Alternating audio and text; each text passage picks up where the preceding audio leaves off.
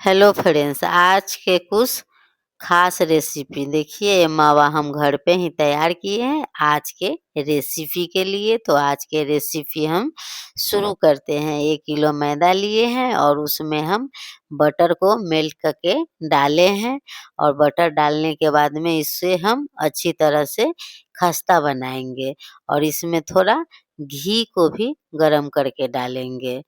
और मावा जो देखे हैं, मावा का रेसिपी हम ऑलरेडी मैं अलग से उसका रेसिपी हम डाले हुए हैं। अगर आप बाहर से अगर मावा लाते हैं मार्केट से तो अच्छी बात है, अगर ना हो तो आप बस 5 मिनट में मावा घर पे तैयार कर सकते हैं।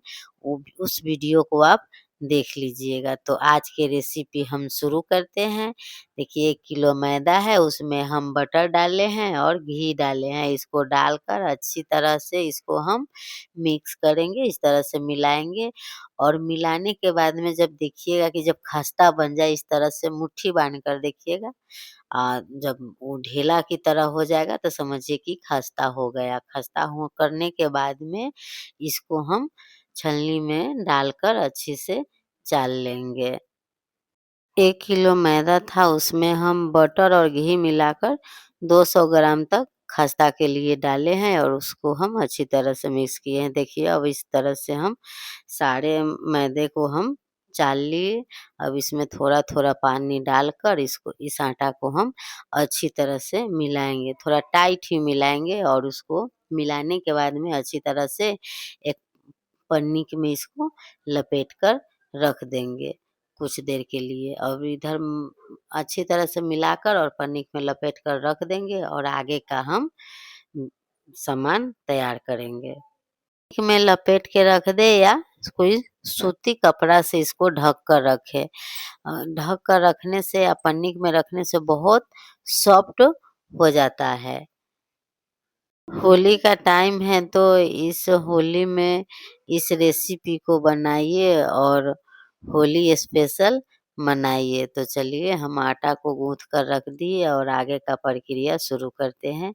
ये नारियल है जो हम पहले ही इसको छठ पूजा का नारियल था तो उसी तरह से था तो इसको हम घर पे ही इसको निकाले हैं चीर कर और इसको छील लिए और इसका बुरादा बना लिए और इसको भी हम भूनेंगे।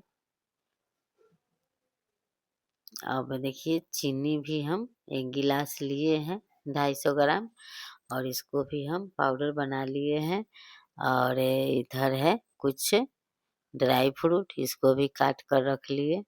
अब हम सूजी को भूजेंगे, हल्का हल्का भूनेंगे और सूजी भी भूनकर हटा लेंगे। उसके बाद में हम जो नारियल का बुरादा था उसको भी भूनेंगे और जो मावा हम तैयार करके रखे थे उसको भी हम भूनेंगे।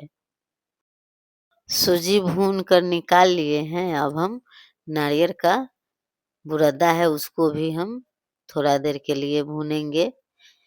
इसको भी भून कर निकाल लेंगे और इसी कढ़ाई में जो हम मावा तैयार किए किए थे उसको भी हम इसी कढ़ाई में डालकर भूनेंगे। देखिए इसी कढ़ाई में इसको भी डालकर थोड़ा देर के लिए भून भून लेते हैं। जब ये भी तैयार हो जाएगा तो इसको भी निकाल लेंगे। ठंडा होने के बाद में मावा थोड़ा टाइट हो जाता है तो इसीलिए इसको भी थोड़ा भूने हैं और अब इसमें नारियल का बुरादा, मावा और ड्राई फ्रूट ये सब तीनों को डालकर मिक्स कर लेंगे और जो चीनी पीस कर तैयार किए थे उसको भी डाल दिए, इसको भी डालकर हम मिक्स करेंगे और जो हम सूजी भून कर रखे थे उसको हम बाद में डालेंगे। ये कुछ देखिए सारा चीज़ डालने के बाद में हम सूजी बाद में डाले हैं और बाद में डालने का कारण होता है कि चीनी डालने के बाद में वो थोड़ा गीला टाइप के हो जाता है, इसीलिए सूजी जब बाद में डालते हैं तो सूजी माने उसका पानी सोख लेता है। देखिए आटा भी बहुत अच्छा सॉफ्ट हो चुका है। अब हम इसे इस तरह से करके और छोटा-छोटा लोई काटेंगे और गोला करेंगे और इस तरह से दबा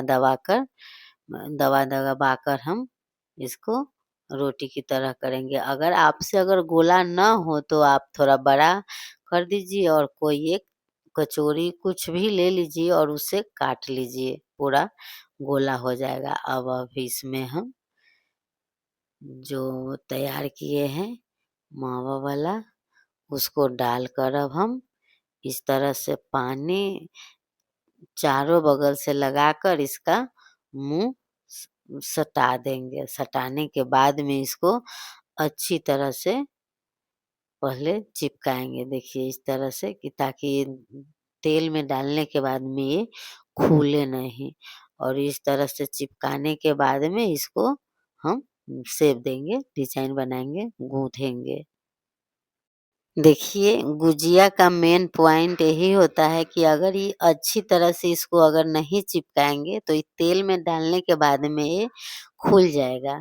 तो इसको पहले पानी लगाकर अच्छी तरह से चिपका कर और इस तरह से इसको गूँथिए। देखिए, इस तरह से मोड़िए और जातिए, मोड़िए और जातिए। इस तरह से अगर आप करते हैं, तो ये नहीं खुलेगा, एक भी गुजिया आपका नहीं फटेगा और नहीं टूटेगा, बहुत अच्छी तरह से बन जाएगा। अगर आपको एक बार में अगर ना समझ आए तो इसको फिर पीछे करके आप देख सकते हैं। इस तरह से अगर आप इसको गूँथ लीजिएगा तो ये नहीं फटेगा और नहीं टूटेगा, पूरा परफेक्ट बनेगा। देखिए, हम सारा गुजिया को इस तरह से गूँथ लिए हैं, अब हम तलेंगे। एक कढ़ाई लिए हैं, उसमें तेल डाले हैं और तेल को ज़्यादा गरम नहीं कीजिएगा, एकदम ठंडा ही रखिएगा और उसी में गुजिया को डालिएगा और गैस को लो ही रखिएगा। लो पे ही इसको आराम-आराम से पकने दीजिएगा। अगर ज़्यादा तेज़ करके अगर आप बनाते हैं तो गुजिया अच्छा नहीं बनेगा, और लो पे बहुत अच्छी तरह से ये पक जाएगा। पकाने में हड़बड़ाइएगा नहीं, 15 मिनट तो लग ही जाएगा। देखिए, मेरा कुछ फाइनल लुक ऐसा दिख रहा है, अगर आप मेहमानों के दीजिएगा तो मेहमान आपका तारीफ़ ही करके जाएँगे, क्योंकि बहुत अच्छा और टेस्टी बनता है। एक बार आप ट्राई ज़रूर कीजिएगा। मिलते हैं आपसे एक नए वीडियो में। आपको और आपको परिवार को होली का हार्दिक शुभकामनाएँ। बाय।